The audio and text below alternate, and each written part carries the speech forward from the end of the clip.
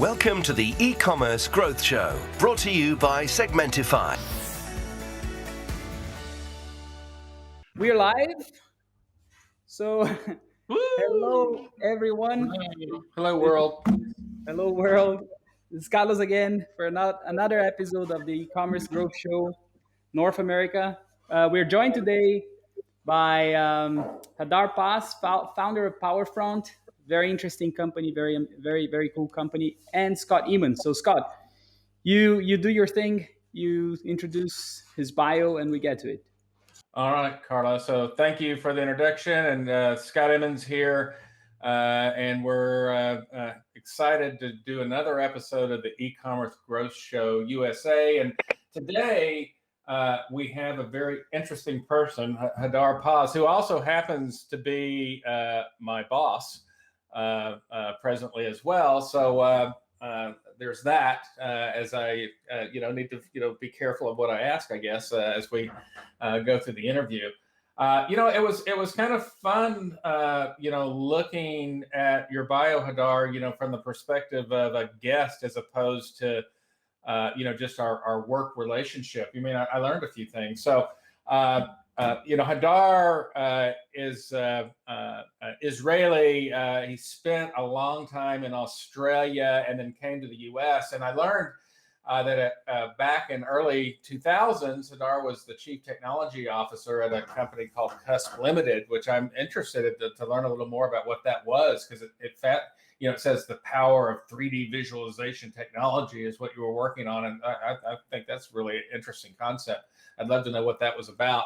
And then in 2004, Hadar founded Powerfront, which is, we'll talk about kind of the journey that Powerfront's gone from, because, what it started as, which was an e-commerce kind of platform, e-commerce services provider, has morphed into this customer experience, customer service play that's different than anything else out there, and is a really interesting story in and of itself. And, not only is the company interesting in terms of what it does, but the company's interesting in terms of how it's run, especially as we just gone through the year of lockdown and pandemic, and kind of the way Powerfront's built was a very interesting place to work during that time, and actually very well suited to the crisis we all just went through. So Hadar, welcome.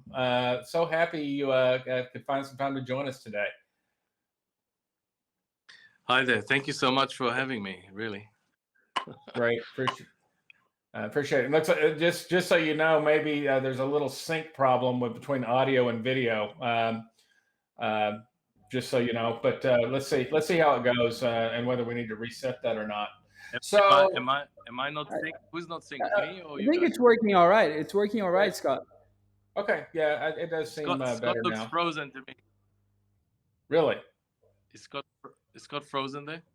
No, I'm talking. Can you hear me? Yeah, I can see everyone just fine. Yeah, me too. Okay. Yeah. Okay. So if you can, so tell us, let's start, at the beginning. Here you are in Australia. You've gone from this role as a CTO in a corporation to founding your own business with some partners, the Powerfront business. Tell us about what inspired that and what that looked like. So our business, the history of the company Powerfront is kind of split to two. We started as an e-commerce platform, right? That's how we started our journey many years ago. I don't even want to mention how many years, but we started providing a service and an engine for an e-commerce to create. And for companies, we did very well in Australia. We got to the point where we had Nike on it, and some of the biggest businesses there, the retailers. That's how it's kind of started. Back in 2000, 2004. And then we did that for quite some time, and we did very well. we got to a point where we wanted to, help our customers to convert more, right? And that's how the second part of that's how the company was reborn and doing what we're doing today. That's kind of in a nutshell how things happened. I moved to the US about 9 years ago. I'm in Los Angeles, and the company has completely evolved to this new space, to where we are today. So I remember well the state, what the internet looked like back in 2000, right? In your early years with this, in the early 2000s, it was pretty much the wild, wild west, right?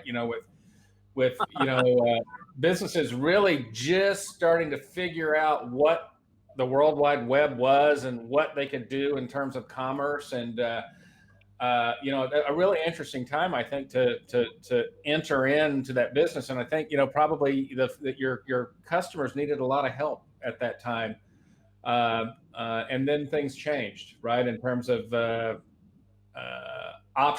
kind of off-the-shelf platforms started to come online that made that whole transition a little easier, right, for those guys, I would think. Yeah. So when we kind of at 2000, you will basically hire an agency to build your online store, and you'll pay, back then you'll pay like $2 million to get this done, big project.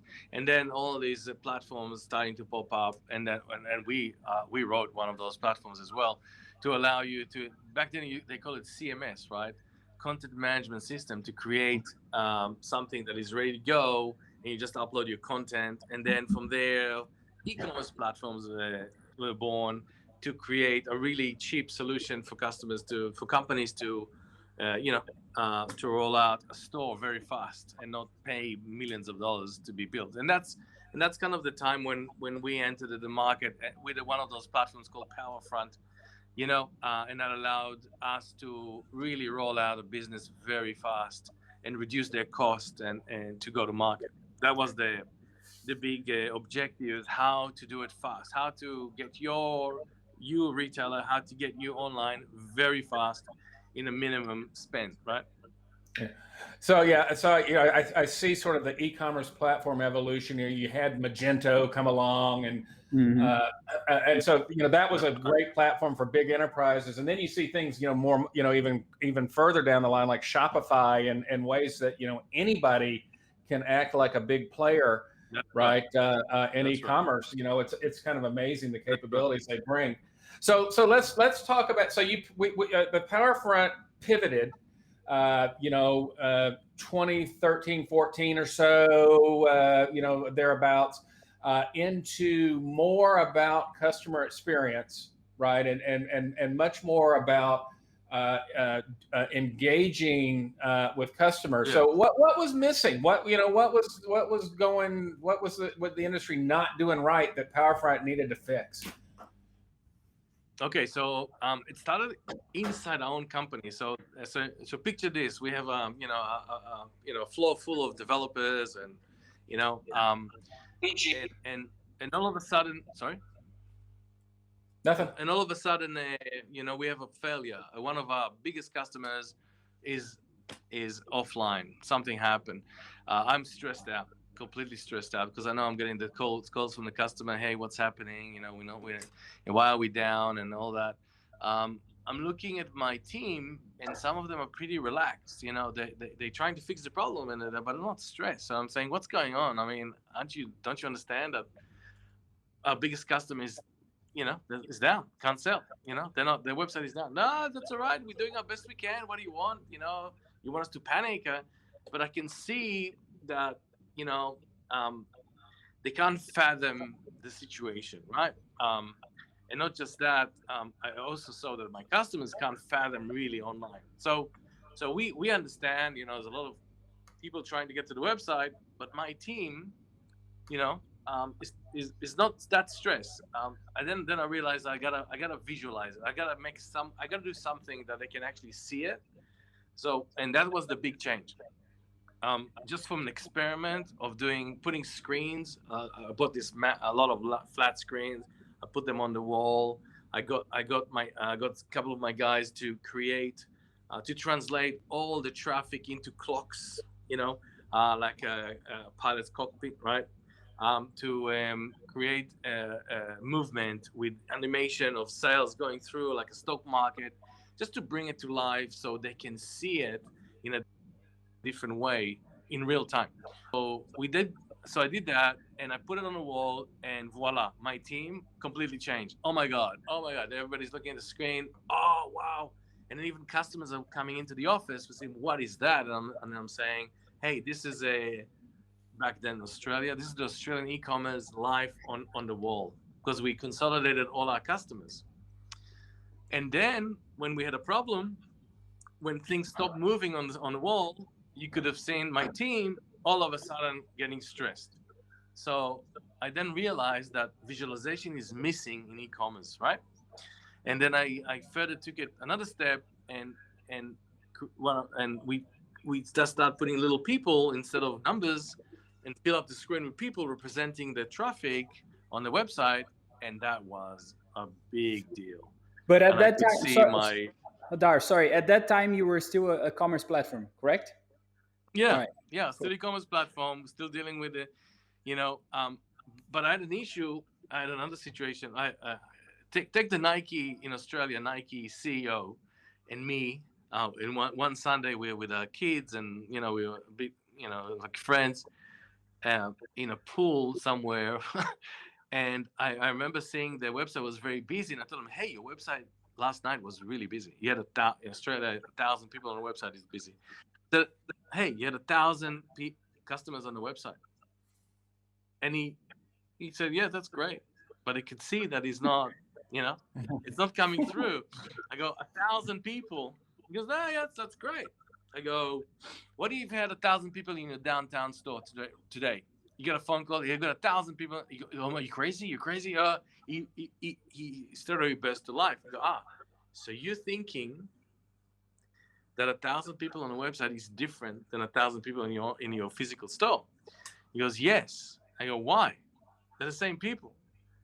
"I don't know why." And then I realized, even my customers, all the way to the top, they don't fathom really e-commerce, right? They don't understand it's the same people and the same time. They think it's like some midgets that are going onto the website and doing some stuff.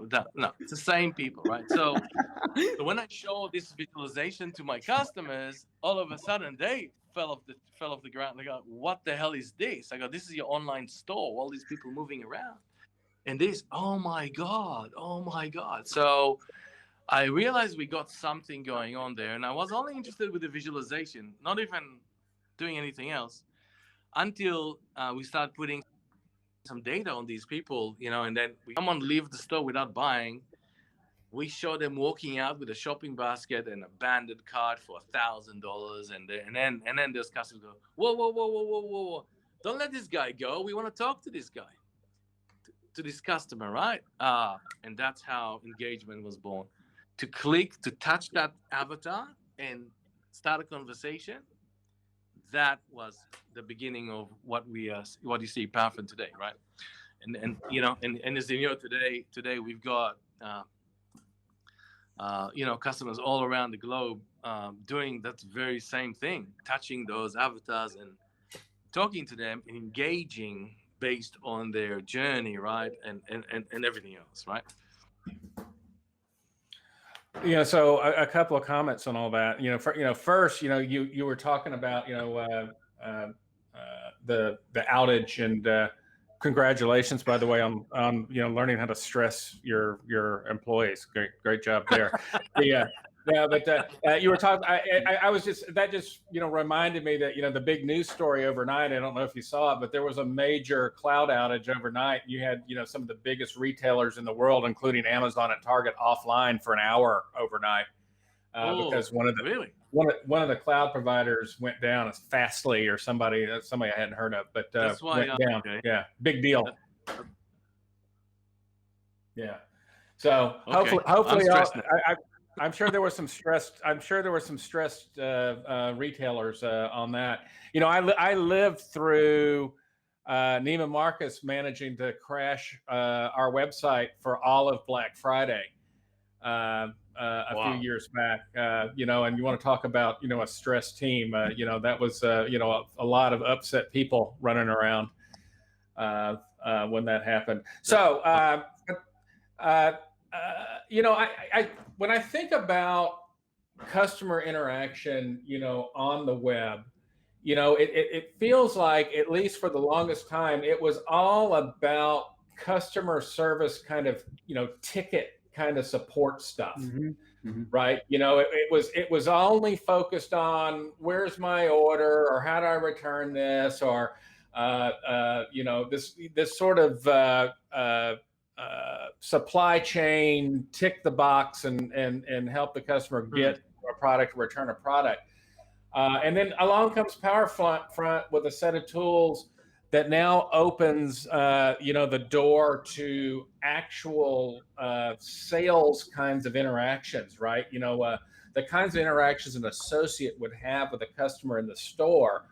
And that, of course, went all smoothly, and call centers were all ready to deal with that, right? When you gave them that capability. I'm being sarcastic. You know, I think there were some challenges probably with the way call centers are built and making that transition in some cases. Well, call center, yeah. Look, I really like it when the customer is talking to their own customers and not call centers, to be honest. It's very different when a call center is looking after your customers versus your staff looking after your customers, right? But because they don't really connect in that very same way. Yeah. It's my opinion, right? Although we work with a lot of call centers, and somebody's going to kill me when listening to this, but hey, this is my opinion. You know, maybe some do a great job, but you really need to connect. So our platform is all about showing you things that you could never see before, right? I'll give you an example, right?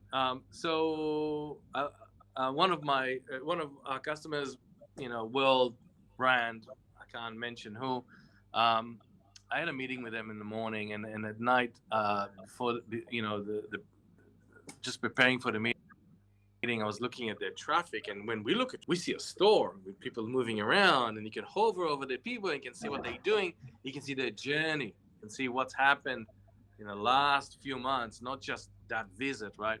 So you get a story, and I just wanted to understand that. So I looked at that person, probably a lady, looking at what she's looking at, and then I noticed that she's looking at one specific product, and she does it every day. She comes in and look at that product. I looked at the history, because you can see the history. Yesterday she did the same thing, and before that she did the same thing, and 3 days ago she did the same thing, and then 4 days ago I saw there was she purchased that product 4 days ago. So because she purchased online, she probably didn't receive the product yet, but since then she's going every night and watching that same product. And I was wondering why would she do that? And then in the meeting, I said, I showed the snapshots to my customers. Why is she doing this? And they said she's longing for the product. So she bought it 4 days ago, but while she's waiting for it, she keeps visiting that product every night to see it, because she cannot wait for it, right? And that behavior is, where else would you see that? You can't see it. And then I realized how amazing is what we've done, because usually in computing, philosophically, when you want to display information, you have to create, you got to know what you want to see, and then you're going to go and build a report, and you're going to go to build a program that does the report, and you got to go all the way back to produce to get to the results. You got to know the whole thing. With our platform, you're seeing things that you don't even know that you wanted to see. So you don't know what you don't know. For example, that situation of this lady, seeing hey, and then I realized, and okay, so what do we do with that? So big deal. So okay, so she's longing for the product. What are we gonna do with that? And then I realized, you know what we can do is we can say to her, hey, proactively engage with her. So we start the conversation with this customer and say, hey, not too long now. I've just checked it. It's going to be in 4 days. You're going to receive it. Now imagine this lady seeing this message. Oh my God! Not only you know who I am, not only you know that I'm waiting for the product, you already checked it and told me, and you told me, confirmed that the delivery date. So now we're talking on a level of communication with customers that has never been done before, never seen before. Nobody has the capability of doing that, and that's really luxury, very much for kind of product. Now, all this story, how is that connected to what you said before? I don't know, but anyway, back to you. Yeah, I mean, the way I see it, and I sat, on the retailer side of the table and had Powerfront pitched to me back in the day, as I was thinking about, how we could do, better with customer service online, and it was one of those aha moments when I finally got what you just described. That what the online conversations were missing was context. The context you get when a person walks into a store and they stand in front of a pair of shoes, and she was there yesterday too, and she looks mad or happy or confused, and you put all those things together, and that shapes how that conversation is going to start. Correct. With that customer. Yeah. Correct. No, it's not everybody's cup of tea. Small business. Maybe businesses like Target don't really want all this, but when you look at a business that really, the celebration of purchase is very important for them. That is a great tool. And it's very sometimes hard to communicate that to a potential customer, to explain all that. It's not. We're talking about very high levels of retailing, like going back to 101. Like how in the past you used to communicate with a customer, walks into your corner shop. That's what we are at. And I think COVID and all what's happening now is actually elevated the need for that. The need for a bit of a connection between humans is disappearing. We need that, especially in retail, right? Where is that connection gone? So there's more need. I think you'll see 21, 22. You'll see that there'll be more and more tools that provide this connection. I mean, we saw the rise of video, I think prematurely, but all these retailers and businesses are looking for ways to connect better, right? Well, that's an interesting, note on video that you just mentioned. Because if you think about what your platform was focused on, early on, it was all these messaging channels, right? It was live chat, and it's messaging over social media, the big, the ones everybody knows, Facebook and Twitter and so forth. All these, it's messaging though. And now comes along video, which is really a different kind of conversation, right? It's much more, like, having a phone call, in terms of, it's just me and you, and just me and you can have that conversation, as opposed to I could handle many chats at one time, assuming I was an operator. So how does that fit into the ecosystem? Why was it important, and how does it fit today, this explosion in video? Well, there was a rush. There was a lot of pressure on us from our customers, our clients, to come up with video. What? I don't know what that is. That's just some random noise that pops in every now and then. I'm not sure what that was, Hadar. It's all good. Okay, sorry. So I was in Italy in February when this whole thing started, February 2020, when all this started, and it was 2020, right? Yeah. And last planes out of Italy and then with a mission to bring video into our platform ASAP, right? and we already had video, a prototype working, and I came back with instructions to get this to production as soon as possible. We did all that, and everything looks like this is what needs to happen because people are sitting at home, can't go to the store. Of course, they want to look at them, they want to see this. Let's do video, and we've done that. We rolled it out, but you know what? The adoption of video is very, very small, very low, and the reason for that is that the customers, not everybody wants a video call, right? Not everybody's ready for, when they walk into a Gucci store, they fix their hair, they're putting a nice dress on. It's a whole experience to walk into a luxury store. Same thing with video. You can't expect someone to jump into a video if they're not ready. So that means that they can't just spontaneously go into a video call, right? So I think that's the main reason why this has not worked as expected. There are I think it's under 1% the adoption rate of video at the moment. So there's a lot of vendors that were focusing on video that that didn't work, didn't end up very well for them. But Hadar, on that note, like what they're calling social commerce today and live video streams, that works, right? Because that's the customer. I think a stream's different, Carlos. Let's take that up in a moment. I want to talk directly first. I want to address the one-on-one video that Hadar was just talking about. So it's really early days, and if you look, I mean, if you compare yourself, how many phone calls you have made this year? How long have you used? How many times you use your phone for an actual phone call this year compared to 5 years ago? Mm-hmm. Much lower, right?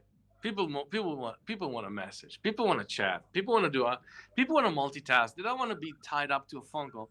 Video is even worse, because if I'm on a video call, that's it. I can't do anything else.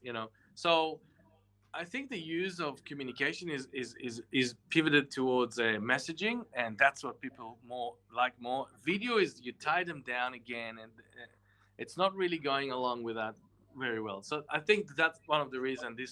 There's another reason why it's not happening. Plus, you got privacy issues. I mean, if you want to do a video call with a client and somebody's walking behind you and they can see that other person, there's privacy issues associated to that. Something can happen there. It's a lot of people don't know how to use video very well. They get too close to it. Some of them putting I've seen agents putting the video call into the ear so the customer sees their ear. I mean, it's horrible. I mean, hello. So, and got some problems. And now but nevertheless, we are already, developing the next phase of that, which is multi. Well, I can't detail too much about it, but the next phase of video, service from store is in development right now, but with some great ideas. So I think that the video it should be there, and it's good for like a small amount of people. It's great for product demonstrations. So that's kind of that's where it is right now. So we're waiting to see how this is gonna be, the adoption of that, but I don't believe in that too much because I know how messaging is so comfortable for people, and they prefer messaging rather than that. Yeah, I think there's another challenge there too, Hadar. That's it turns, and I learned this, at one point, when I was at Neiman Marcus, I deployed this fleet of augmented reality mirrors right in the store. That was a video component. You had to stand in front of it and you were on video when you did it. And, it turns out, a lot of people are very shy about being on video. They just don't like it. And my wife's a good example, because if I'm doing a Zoom meeting in this room, she will not come within 20 feet of this room, because she's, afraid she'll end up on camera on that thing. So, I think that's a huge barrier to, something that has to be overcome. And actually a lot of that is addressed with live streaming, I think, because it's more of a one-way That's right. conversation, right? Correct. Yeah. Yeah. Correct. But- Correct. You're absolutely right. So live stream is the ability to just go in, have a look, not being exposed. Nobody's expect to see me. Nobody's expect to hear me. I like it. That's kind of live stream. But there's an issue there, and let's talk about live streams a little bit, right? Because that's another one that came in pretty strong. Everybody's on it. 6,000 vendors on. Suddenly born to do that. Mhm. With them come all the investment money of all these poor people that losing all the anyway. Live streaming's got another problem whereby you're tying into some sort of an event, right? You have to come in and tomorrow at 6 o'clock, 6 p.m. to this event. Well, that's another problem. Nobody wants that. People want things now. They don't want a live stream tomorrow or next week at 3 p.m. They want to have it now. So I think that's the problem there, right? We saw it from customers always coming to us say, "Oh, we're gonna have 3,000 people tomorrow at 4 p.m." and 300 people shows up. Because who wants to be tied into something that they don't know? Like take webinars. How many people are showing up to webinars? You can't ever really tell. They don't really share. If you're an attendee, they never let you know that you might be the only one there for all you know. But I think that That's also usually the case.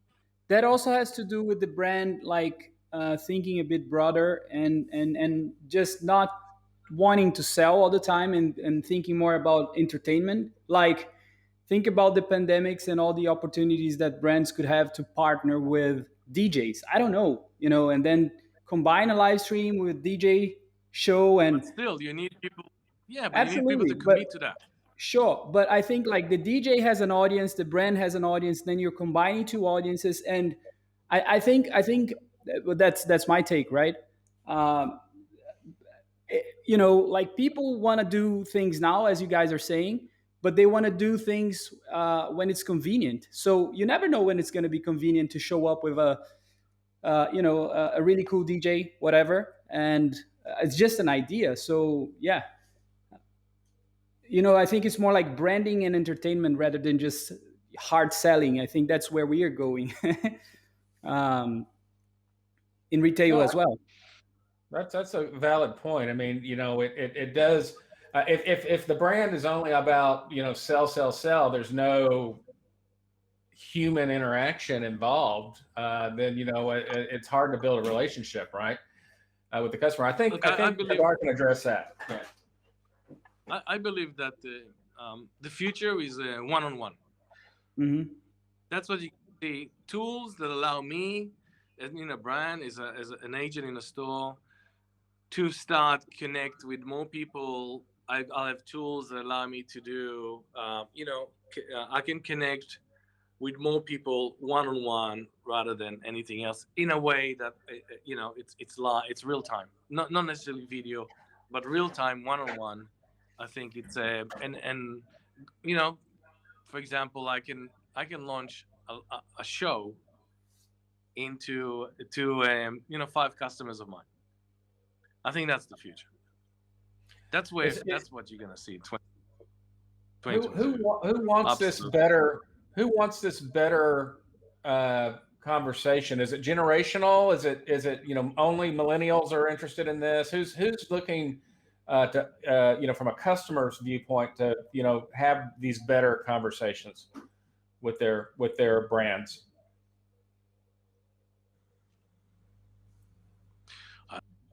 I don't know. I don't know about that. I don't know. I mean, it's more, take TikTok for example. I mean, how big is that? I mean, if you look at TikTok, you'll see it's not about live. It's not much about live video. It's more about recent material, like today. Like, oh, I want to see what's new in the last 24 hours. Mm-hmm. I don't want live stuff, but show me what's new in the last 24 hours. Recorded videos are big, right? I think that's where we need to go. We need to go to where a consumer can consume, fresh, short videos Mhm. about product rather than scroll through a website. Curated. That's Yeah. interesting. Yeah. I No, want to it's see what's new fascinating. in the last 24 hours. Hmm. Maybe that's even the future of e-commerce. What you see, what's happening right now. I mean, you go into a website, it's so dumb, right? What's a website? A bunch of clicks and images and click, click, click, click, boring, right? I want to see something new. I mean, you go into the store. That's why you go into a store. Why are you going to a store? Why are you walking into stores? Because they keep changing, right? Oh, look what they got in the window. Oh, look what they got, mannequins, this, that. I see the new stuff. That's what they need to see online, right? Yeah, and So sorry, but I think it's also you get there, but it's drawing parallels with Pinterest, because I have a lot of friends who are into Pinterest and they go there for ideas, and I think it's the same as what you're saying. So if you go to TikTok, you go there, to collect a bunch of ideas, fresh ideas that maybe um, you can talk to your friends about, and explore a little bit about. And so yeah, but I think it's kind of like a mishmash, between the sites and TikTok Yeah. So and. that's so we yeah mishmash. This is a great word. This is what's happening now. For me, from where I stand, I've never experienced before a situation where I talk to my top clients and we are brainstorming together.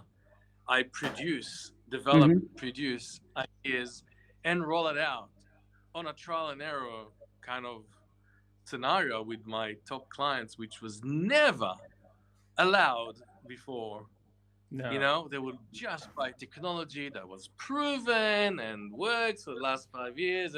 Now, bring it over. Let's try. Let's try. Let's try. So that's the mishmash. That is you just look at the market and you see, okay, looks like this is working. How could this work in this area, in this environment? And you just try to put things together to come up with very interesting ways that eventually can help retail clients, right? Because it, the world has changed, right?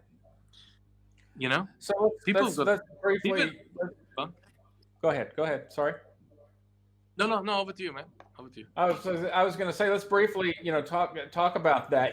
That the world has changed. So obviously, we just went through 12 months of unprecedented in our lifetime change, and the ability to actually physically go to the store for many of us didn't exist. We spent 12 months, now shopping from home.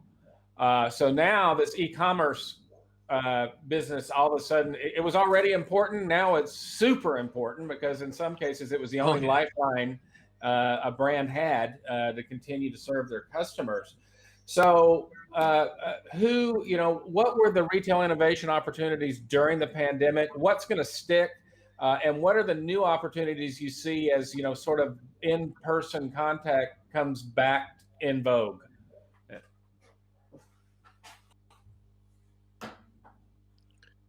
Well, let's unpack that question for a It's second. big. Yeah, I know. Sorry. Yeah, I'll give you plenty of opportunity.